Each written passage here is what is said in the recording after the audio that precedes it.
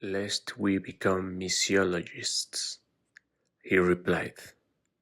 "No worse thing can happen to a man than this, for as there are misanthropists or haters of men, there are also missiologists or haters of ideas, and both spring from the same cause, which is ignorance of the world.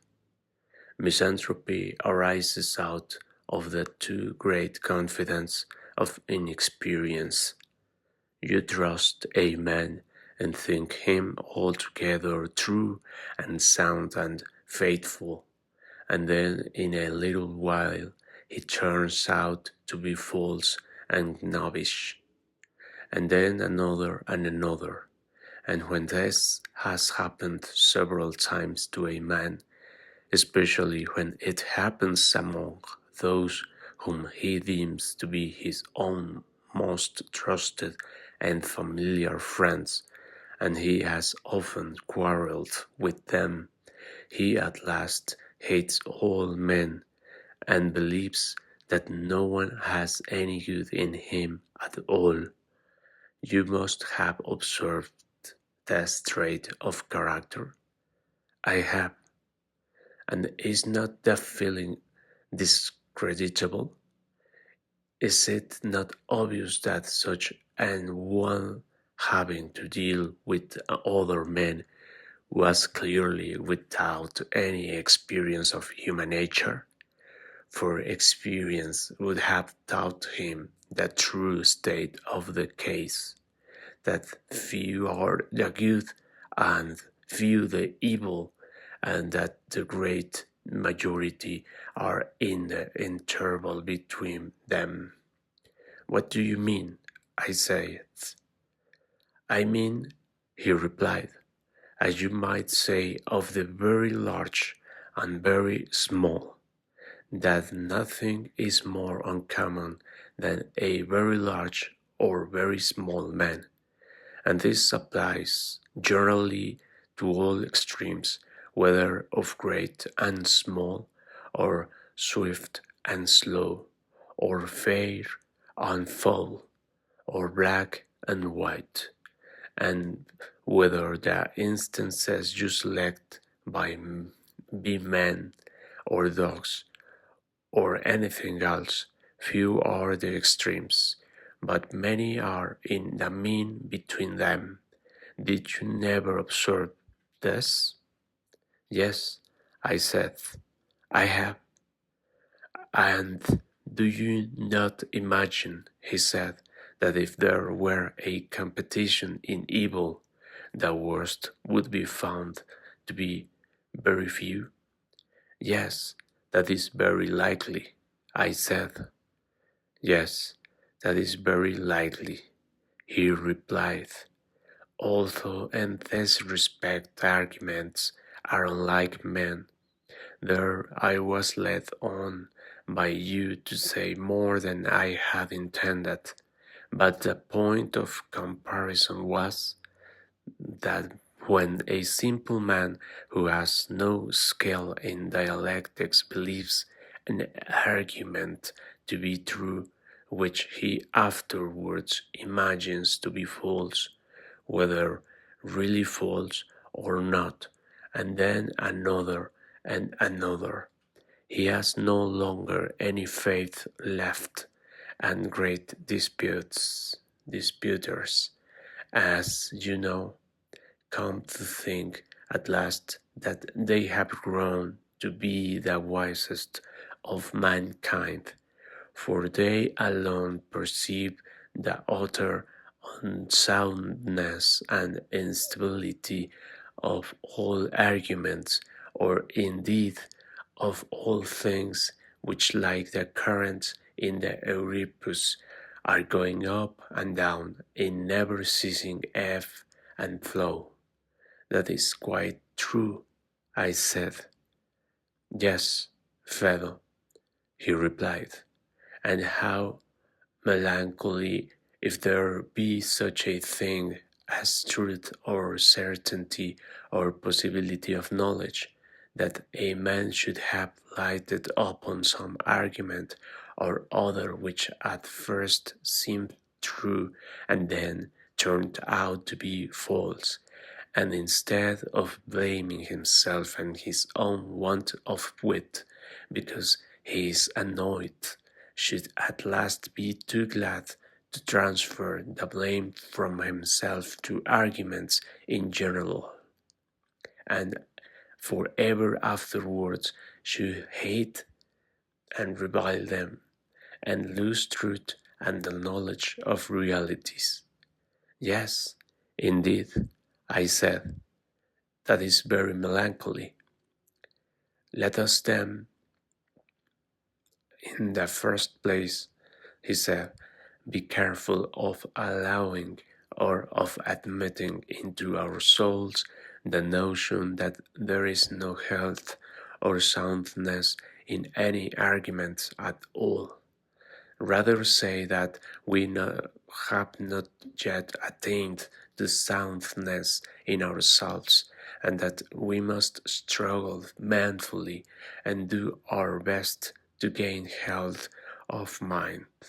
And you and all other men having regard to the whole of your future life, and I myself in the prospect of death. For at this moment I am sensible that I have not the temper of a philosopher.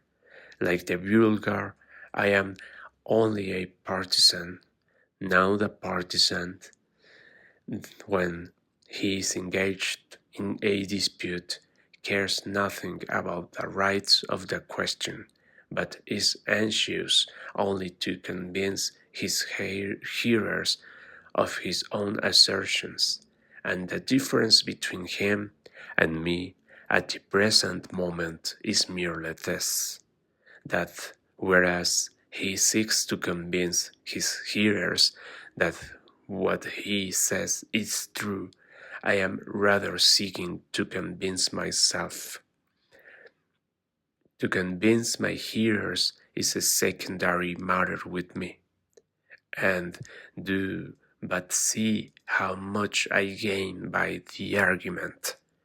For if what I say is true, then I do well to be persuaded of the truth. But if there be nothing after that, still, during the short time that remains, I shall not distress my friends with lamentations, and my ignorance will not last, but will die with me. And therefore no harm will be done.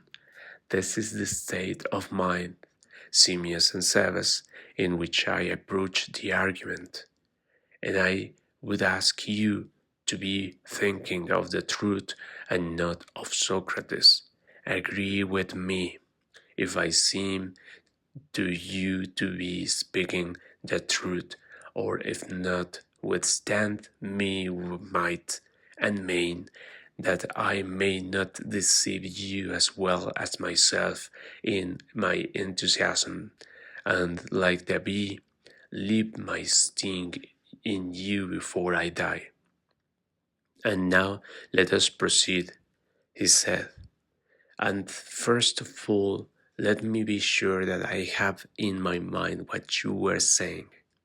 Simmias, if I remember rightly, has fears and misgivings whether the soul, although a fairer and diviner thing than the body, being as she is in the form of harmony, may not perish first. On the other hand, Cebes appeared to grant that the soul was more lasting than the body, but he said that no one could know whether the soul, after having worn out many bodies, might not perish herself and leave her last body behind her, and that this is death, which is the destruction not of the body but of the soul, For in the body the work of destruction is ever going on. Are not these, Simmias and Cebes, the points which we have to consider? They both agreed to this statement of them. He proceeded, and did you deny the force of the whole preceding argument, or of a part only? Of a part only, they replied. And what did you think, he said, of that part of the argument in which we said that knowledge was recollection, and hence inferred that the soul must have previously existed somewhere else before she was enclosed in the body? Sebe said that he had been wonderfully impressed by that part of the argument, and that his conviction remained absolutely unshaken. Simmias agreed, and added that he himself could hardly imagine the possibility of his ever thinking differently. But, rejoined Socrates, you will have to think differently, my Theban friend, if you still maintain that harmony in a compound, and that the soul is a harmony which is made out of strings, set in the frame of the body. For you will surely never allow yourself to say that a harmony is prior to the elements which compose it. Never, Socrates. But do you not see that this is what you imply when you say that the soul existed before she took the form and body of man, and was made up of elements which as yet had no existence? For harmony is not like the soul, as you suppose, but first the lyre and the strings and the sounds exist in a state of discord, and then harmony is made last of all and perishes first. And how can such a notion of the soul as this agree with the other? Not at all, replied Simmias. And yet, he said, there surely ought to be harmony in a discourse of which harmony is the theme. There ought, replied Simmias, but there is no harmony, he said, in the two propositions that knowledge is recollection, and that the soul is a harmony. Which of them will you retain?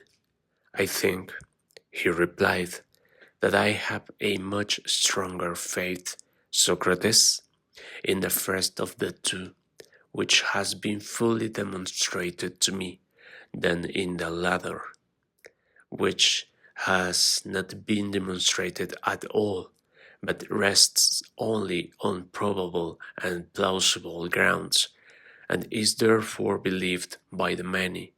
I know too well that these arguments from probabilities are impostors, and unless great caution is observed in the use of them, they are apt to be deceptive in geometry and in other things too.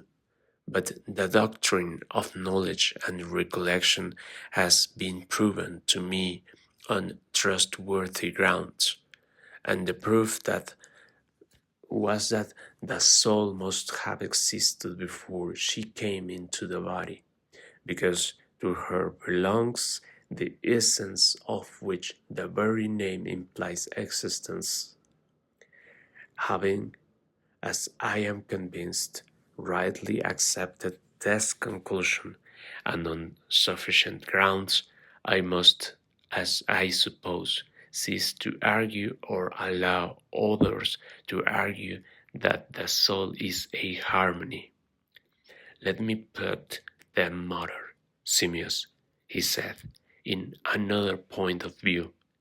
Do you imagine that a harmony or any other composition can be in a state other than that of the elements out of which it is compounded? Certainly not. Or do you, or suffer anything other than they do or suffer? He agreed. Then a harmony does not, properly speaking, lead the parts or elements which made up the harmony, but only follows them. He assented. For harmony cannot possibly have any motion, or sound, or other quality which is opposed to its parts. That would be impossible, he replied. And does not the nature of every harmony depend upon the manner in which the elements are harmonized? I do not understand you, he said. I mean to say that a harmony admits of degrees and is more of a harmony and more completely a harmony when more truly and fully harmonized to any extent which is possible, and less of a harmony and less completely a harmony when less truly and fully harmonized. True, but does the soul admit of degrees? Or is one soul in the very least degree more or less completely a soul than another? Not in the least. Yet surely of two souls one is said to have intelligence and virtue and to be good, and the other to have folly and vice, and to be an evil soul, and this is said truly? Yes, truly. But what will those who maintain the soul to be a harmony say of this presence of virtue and vice in the soul? Will they say that here is another harmony and another discord, and that the virtuous soul is harmonized, and herself being a harmony has another harmony within her, and that the vicious soul is inharmonical and has no harmony within her? I cannot tell, replied Simmias, but I suppose that something of the sort would be asserted by those who say that the soul is a harmony, and we have already admitted that no soul is more a soul than another, which is equivalent to admitting that harmony is not more or less harmony, or more or less completely a harmony. Quite true. And that which is not more or less a harmony is not more or less harmonized? True. And that which is not more or less harmonized cannot have more or less of harmony, but only an equal harmony? Yes, an equal harmony. Then one soul not being more or less absolutely a soul than another is not more or less harmonized?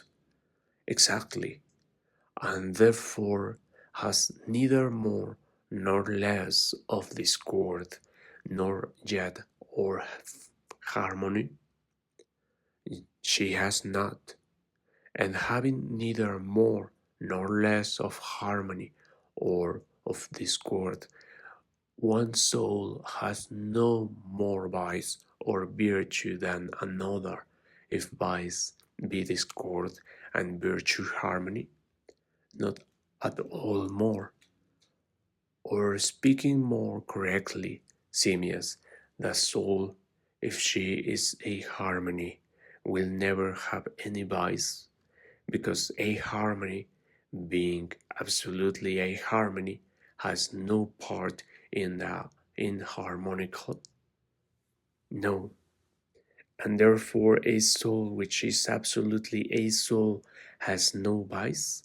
How can she have, if the previous argument holds?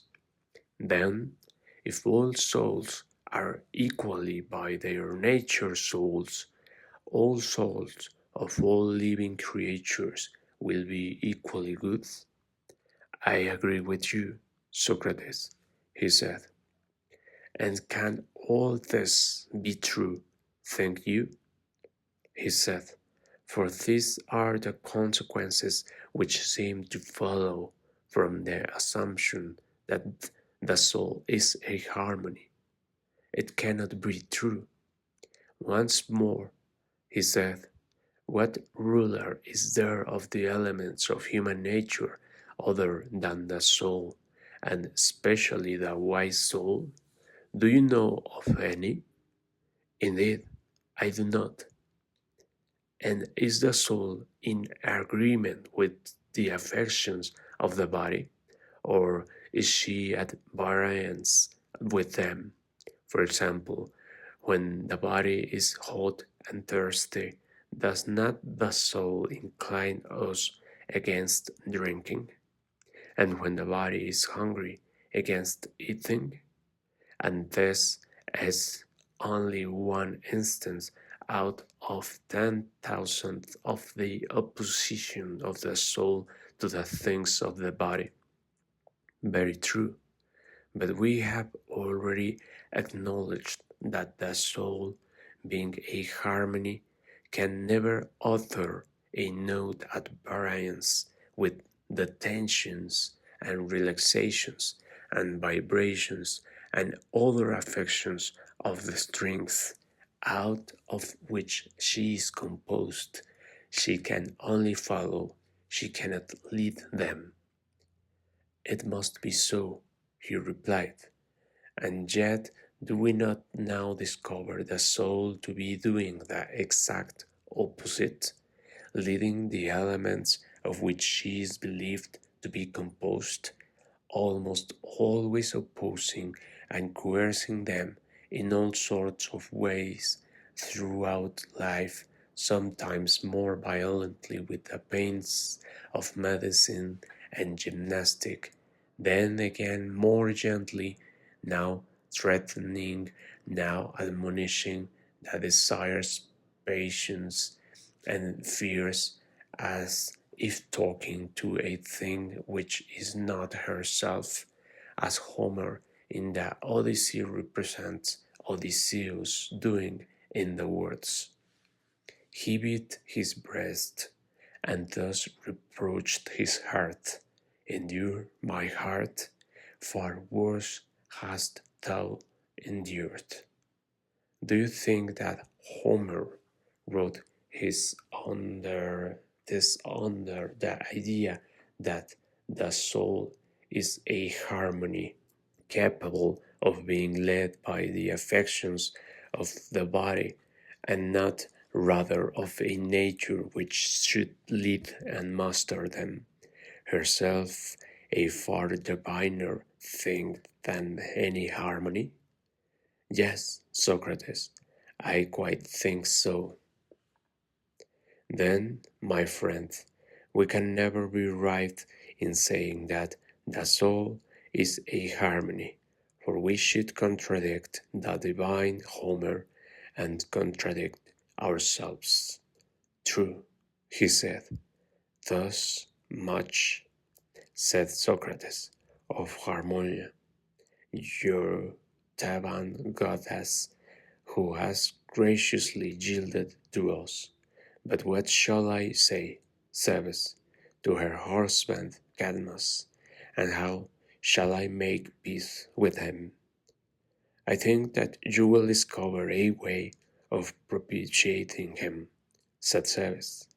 I am sure that you have put the argument with Harmonia in a manner that I could never have expected, for when Simmias was mentioning his difficulty, I quite imagined that no answer could be given to him, and therefore I was surprised at finding that his argument could not sustain the first onset of yours, and not impossibly the other, whom you call Cadmus, may share a similar fate. Nay, my good friend, said Socrates, let us not boast, lest some evil eye should put to flight the word which I am about to speak. That, however, may be left in the hands of those above, while I draw near in Homeric fashion and try the middle of your words. Here lies the point. You want to have it proven to you that the soul is imperishable and immortal, and the philosopher who is confident in that appears to you to have but a vain and foolish confidence if he believes that he will fare better in the world below than one who has led another sort of life, unless he can prove this. And you say that the demonstration of the strength and divinity of the soul and of her existence prior to our becoming man does not necessarily imply her immortality. Admitting the soul to be long-lived and to have known and done much in a former state, still she is not on that account immortal, and her entrance into the human form may be a sort of disease which is the beginning of dissolution, and may at last, after the toils of life are over, end in that which is called death. And whether the soul enters into the body once only or many times does not, as you say, make any difference in the fears of individuals. For any man who is not devoid of sense must fear, if he has no knowledge and can give no account of the soul's immortality. This, or something like this, I suspect to be your notion, Cebes, and I designedly recur to it in order that nothing may escape us, and that you may, if you wish, add or subtract anything. But, said Cebes, as far as I see at present, I have nothing to add or subtract. I mean what you say that I mean. Socrates paused a while and seemed to be absorbed in reflection. At length he said, you are raising a tremendous question, Cebes, involving the whole nature of generation and corruption, about which, if you like, I will give you my own experience, and if anything which I say is likely to avail towards the solution of your difficulty, you may make use of it. I should very much like, said Cebes, to hear what you have to say. Then I will tell you, said Socrates. When I was young, Cebes, I had a prodigious desire to know that department of philosophy which is called the investigation of nature, to know the causes of things and why a thing is and is created or destroyed appeared to me to be a lofty profession, and I was always agitating myself with the consideration of questions such as this. Is the growth of animals the result of some decay which the hot and cold principle contracts, as some have said? Is the blood the element with which we think, or the air, or the fire, or perhaps nothing of the kind, but the brain may be the originating power of the perceptions, of hearing and sight and smell and memory and opinion may come from them, and science may be based on memory and opinion when they have attained fixity. And then I went on to examine the corruption of them, and then to the things of heaven and earth, and at last I concluded myself to be utterly and absolutely incapable of these enquiries, and as I will satisfactorily prove to you, for I was fascinated by them to such a degree that my eyes grew blind to things which I had seemed to myself and also to others to know quite well.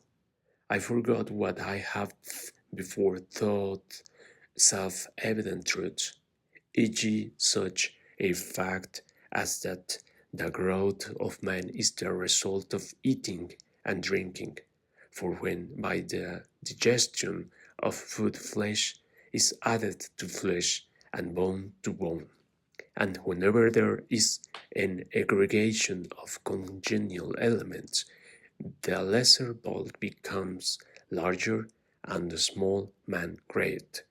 Was not that a reasonable notion? Yes, said Seves, I think so. Well, but let me tell you something more.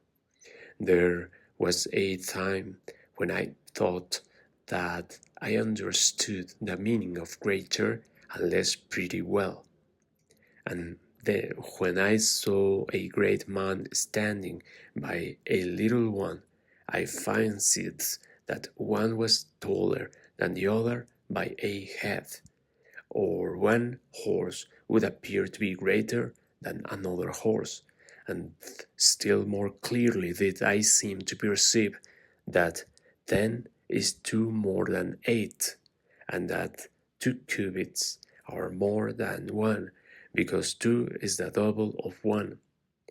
And what is now your notion of such matters? Said Seves. I should be far enough from imagining, he replied, that I knew the cause of any of them. By heaven, I should, for I cannot satisfy myself that, when one is added to one, the one to which the addition is made becomes two, or that the two units added together make two by reason of the addition. I cannot understand how, when separated from the other, each of them was one and not two, and now, when they are brought together, the mere juxtaposition or meeting of them should be the same, the cause of their becoming two.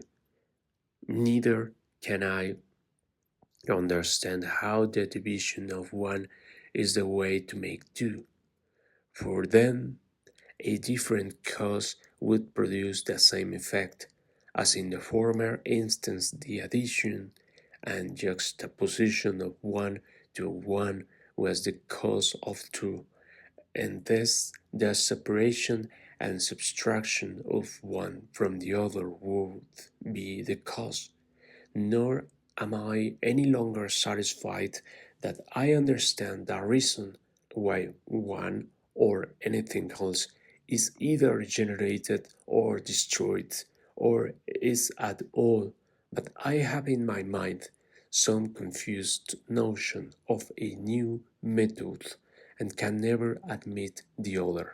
Then I heard someone reading, as he said, from a book of Anaxagoras, that mind was the disposer cause and cause of all, and I was delighted at this notion, which appeared quite admirable, and I said to myself, if mind is the disposer, mind will dispose all for the best, and put each particular in the best place.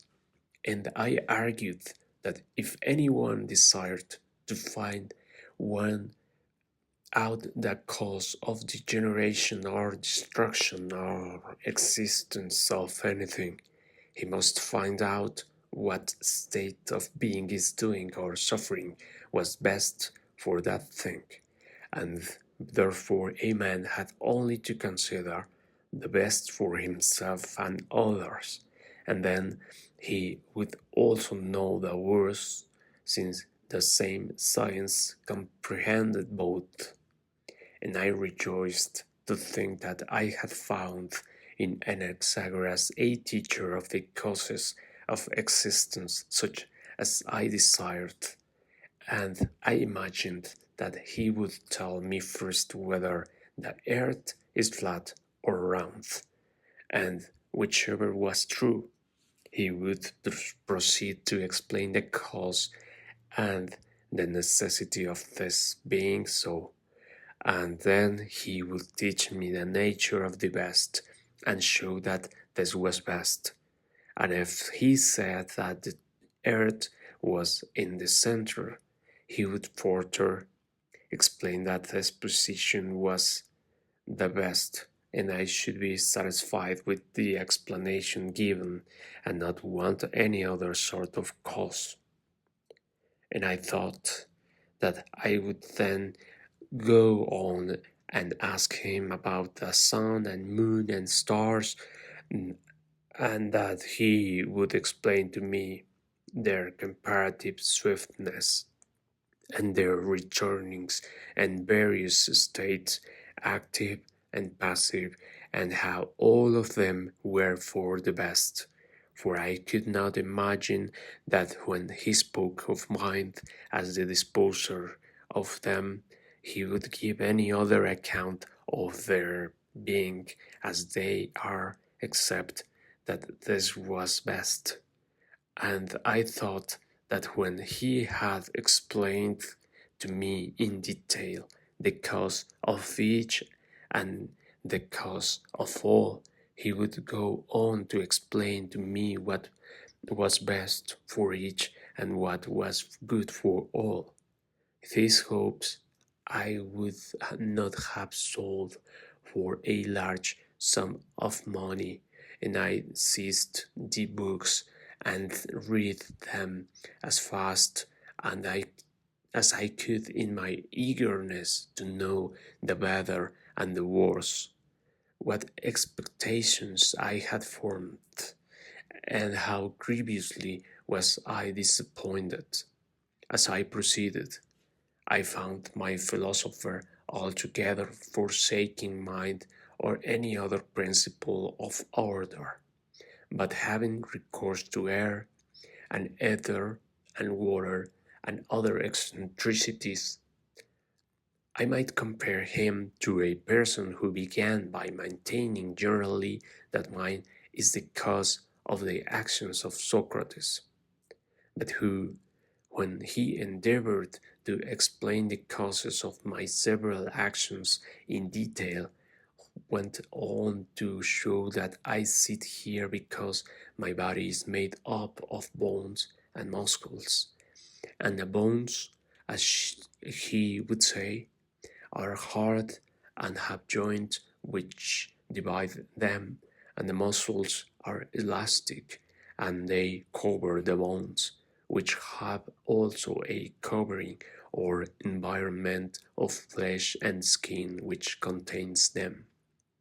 And as the bones are lifted at their joints by the contraction or relaxation of the muscles, I am able to bend my limbs, and this is why I am sitting here in a curved posture. That is what he would say, and he would have a similar explanation of my talking to you, which he would attribute to sound and air and hearing, and he would assign 10,000 other causes of the same sort, forgetting to mention the true cause, which is that the Athenians have thought fit to condemn me, and accordingly I have thought it better and more right to remain here and undergo my sentence. for I am inclined to think that these muscles and bones of mine would have gone off long ago to Megara or Boeotia. By the dog they would, if they had been moved only by their own idea of what was best, and if I had not chosen the better and nobler part, instead of playing truant and running away, of enduring any punishment which the state inflicts. There is surely a strange confusion of causes and conditions in all this. It may be said, indeed, that without bones and muscles and the other parts of the body I cannot execute my purposes. But to say that I do as I do because of them, and that this is the way in which mind acts, and not from the choice of the best, is a very careless and idle mode of speaking.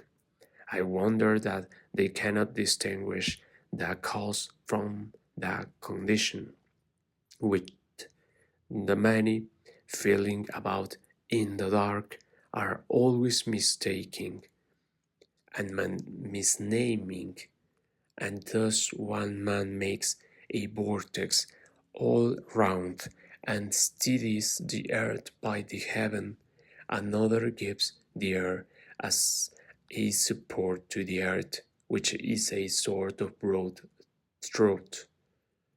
Any power arranging them as they are arranges them for the best never enters into their minds, and instead of finding any superior strength in it, they rather expect to discover another Atlas of the world who is stronger and more everlasting and more containing than the good.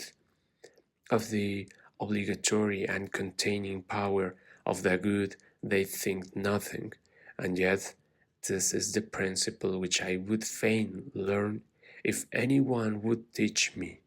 But as I have failed either to discover myself or to learn of any one else the nature of the best, I will exhibit to you, if you like, what I have found to be the second best mode of inquiring into the cause. I should very much like to hear, he replied. Socrates proceeded. I thought that as I had failed in the contemplation of true existence, I ought to be careful that I did not lose the eye of my soul, as people may injure their bodily eye by observing and gazing on the sun during an eclipse, unless they take the precaution of only looking at the image reflected in the water or in some similar medium. So, in my own case, I was afraid that my soul might be blinded altogether if I looked at things with my eyes or tried to apprehend them by the help of the senses, and I thought that I had better have recourse to the world of mind and seek there the truth of existence. I dare say that the simile is not perfect, for I am very far from admitting that he who contemplates existences through the medium of thought sees them only through a glass darkly, any more than he who considers them in action and operation. However, this was the method which I adopted. I first assumed some principle which I judged to be the strongest, and whom then I affirmed as the true whatever seemed to agree with this, whether relating to the cause or to anything else, and that which disagreed I regarded as untrue. but I should like to explain my meaning more clearly, as I do not think that you as yet understand me. Not indeed, replied Sebes, not very well. There is nothing new, he said, in what I am about to tell you, but only what I have been always and everywhere repeating in the previous discussion and on other occasions. I want to show you the nature of that cause which has occupied my thoughts. I shall have to go back to those familiar words which are in the mouth of every one, and first of all assume that there is an absolute beauty and goodness and greatness and the like. Grant me this, and I hope to be able to show you the nature of the cause and to prove the immortality of the soul. Sebes said, you may proceed at once with the proof, for I grant you this. Well, he said, then I should like to know whether you agree with me in the next step, for I cannot help thinking, if there be anything beautiful other than absolute beauty, should there be such, that it can be beautiful only in so far as it partakes of absolute beauty, and I should say the same of everything. Do you agree in this notion of the cause?